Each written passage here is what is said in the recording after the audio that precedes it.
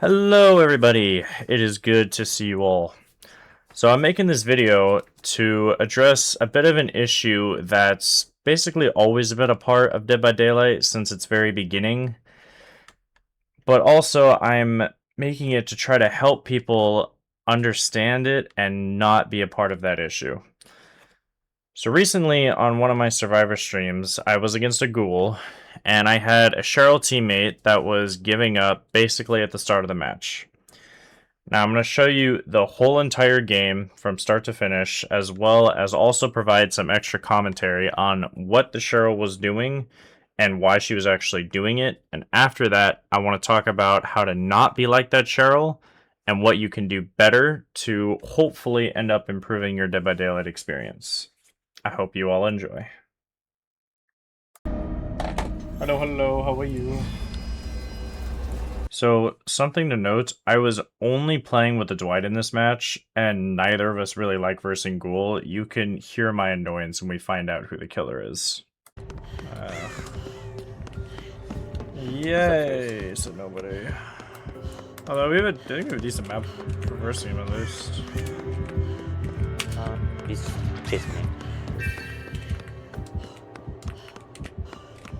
Good. He's coming to me? No, he's not. Well, this is good to get out of the way for my first drama. Yeah, good luck using drama on this map. Like I'm gonna have a good luck using finesse on it. Better. How are we getting grabbed against a 40-meter terror radius killer? At first, when I saw the Cheryl get grabbed, initially I didn't think much of it because I kind of just figured it was someone who maybe wasn't paying attention, or maybe she was playing with her sound off or something like that. But it wasn't until I saw what she was doing next that really made me realize what she was actually doing. Agreed. Well, your screen is paused, so I'm gonna unpause. I don't know about I mean, the only thing that's useless in your build is brother, like, oh my god. So after the ghoul hooked the Cheryl, he decided to come to my gen, and he chased me around for a little bit.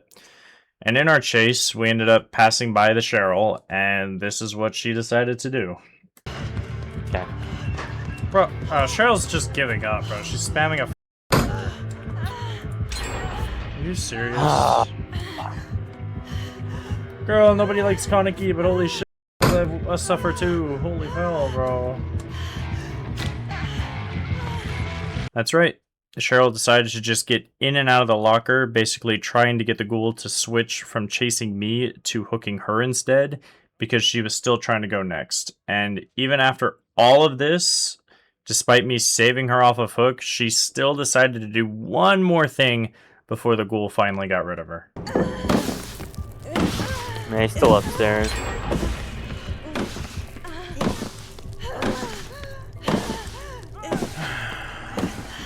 If you don't understand what the Cheryl is doing here, she is basically just fast vaulting a pallet repeatedly to try to get the ghoul to come back to her. And this is a very common action that people do. Usually it's to either go next or to try to get the killer to chase you. And the reason why it works is because the killer can see and hear the loud noise notifications from across the map.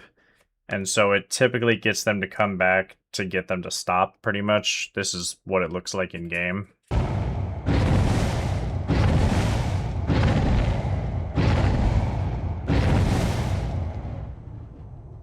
Thank you, honestly.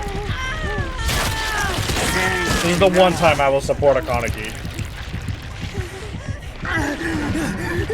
Okay, because Mori's so long, he actually gets the pick. Mori is so long. That's actually insane. Ghoul then Mori'd the Cheryl, as you saw. Meg ended up picking me up, and then the game continued as normal. He chased me around for a bit. We managed to get another gen done. I then accidentally brought the killer to my teammates, which unfortunately did get my Dwight friend hooked. Sorry, dead. Meg then ended up saving the Dwight, which resulted in her getting hooked shortly after, followed by the Dwight getting hooked again. And then he came for me on my gen, which allowed the Meg to greed her gen before getting the save on the Dwight. Then both Mig and Dwight were able to reset and double the last gen while the ghoul chased me. Grab me. Don't break it. Yeah, grab me. Yeah, perfect. I'll keep that pallet.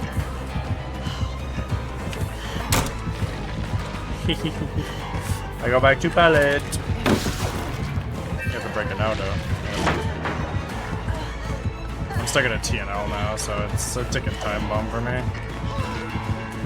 We're halfway. Big swing!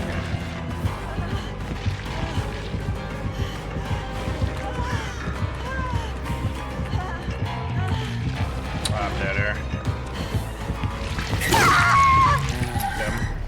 I could have felt that better.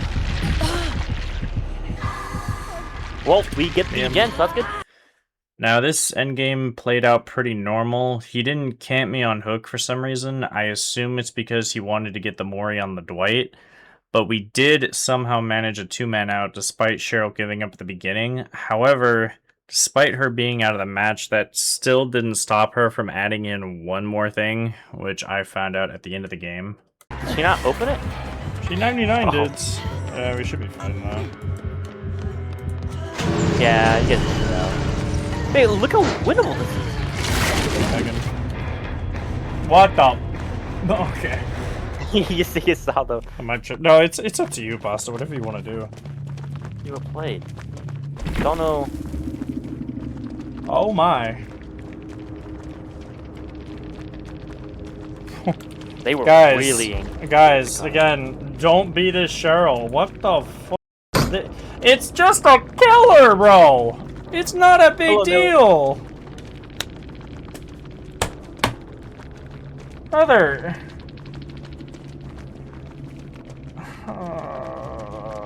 Bro, this physically hurts me. Yeah, I don't know why Cheryl was. I don't know, Miller. What's up, Aruza? How you doing, bro? Look at that. Can't block people, by the way. Still get this Kaneki again. Whatever. Now, you might be wondering, why are you so upset? I still ended up escaping, and we still ended up getting a 2-man out. Now, I'm not upset at the result of the match, per se. I'm more so just upset by how petty the Cheryl acted, for one. And also because of the messages that she decided to leave in the in-game chat after the match.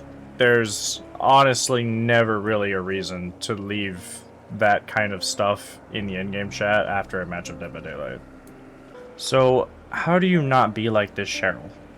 Well, for one, people need to come to the realization that sometimes while playing Dead by Daylight, you will have things happen that you will not like. Such as, in this case, versing a killer that you don't like. Some other examples could be maybe having bad teammates, or you get a map that you don't like, or the killer does something that you don't like, such as maybe tunneling or camping or slugging. Anything like that can happen to you. But in a way, that is what an online video game can consist of. You are not the sole individual playing the game, and the game does not pertain entirely around you. There are also other people playing the game as well that deserve to play how they would like to. For this video, we're going to talk about the first example. What are things you should and shouldn't do when you are playing Survivor and you verse a killer that you just don't enjoy going against? Well, first of all, for one, remember that most likely you are not alone in your opinion. There are several killers in the game that lots of people just don't enjoy going against for various of different reasons. But the main reason, in my opinion, of why you shouldn't just try to go next anytime you get a killer you don't enjoy is because it is very disrespectful to your teammates. If you're deciding to go next at the start of a match just for this specific reason, you are then leaving your team in a 3v1 scenario, and it pretty much just kills the whole mood of the game. As a killer main myself, I also don't like it when people do this because, as I've said, it just ruins the feel of the game, turning it from a normal 1v4 to a 1v3, and sometimes it even causes survivors after that to also want to give up and go next because they just don't feel a point in playing the match anymore, and it kind of makes sense because the game's just going to steamroll down from there, most likely, if you're versing a killer that knows what they're doing. Another reason why you shouldn't be going next all the time is because you will also never learn how to verse these killers if you just avoid them all the time. It's possible that the reason why you don't like going against them is because you don't understand how to play against them or how to properly counter them, because you just keep going next and you will not learn that way. Even if you play the match out and you play badly, you'll still end up being more useful than just giving up and going next at the start. Even just a 20-second chase or a little bit of progress on a gen, that can sometimes impact a match more than you think it might. So all in all, try to get yourself into the mindset that just because you're going against a killer that you don't like, that doesn't mean you have to give up and go next. You can do better than that. And certainly don't ever try to be like that Cheryl and try to shame the person who's playing the killer that you don't like. You cannot try to control how someone else gets to play the game. That's not how the game works. Now, I want to talk about a specific group of killers and a specific group of Dead by Daylight players. There are some killers in this game that can cause physical illness to some individuals. Now, if you are someone who suffers from any of these effects from these killers, that is totally understandable if you cannot play the match and would like to skip it for your own well-being. However, I do know of a couple of tips and tricks to possibly help you out if you are wanting to try and learn how to play against some of these killers. The first killer I want to talk about is the Plague. And I actually want to give a quick shout out to a streamer friend of mine that goes by the name of Gentlest Voice. I'll leave a link to their Twitch in the description if you would like to check them out. They're super fun and very friendly. But they are somebody who suffers from emetophobia, which is a phobia of vomit. So if they see vomit or they hear vomit sounds, it can cause them to feel really sick. But if they do end up having to verse a Plague, they actually play with their sound off so they cannot hear the vomit sounds, and it works really well. So if you are also somebody who suffers from that, I would heavily suggest trying that out. And if you are worried about the killer sneaking up on you, there is a setting in the game called Heartbeat Visual Support, which will actually give you a visual indication of how close the killer is to you without having to actually hear their terror radius.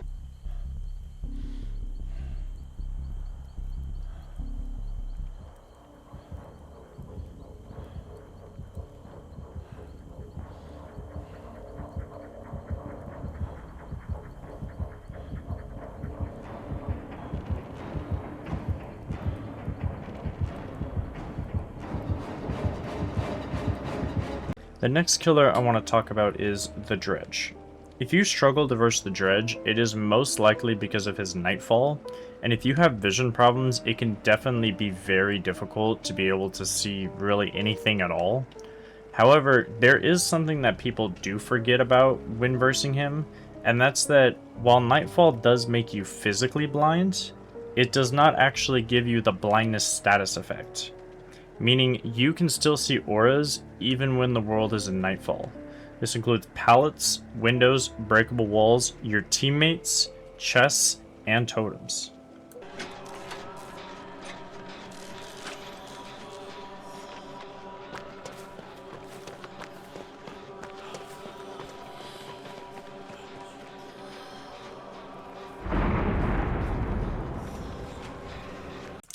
Alrighty, that is all of the tips and tricks that I am able to share with you today.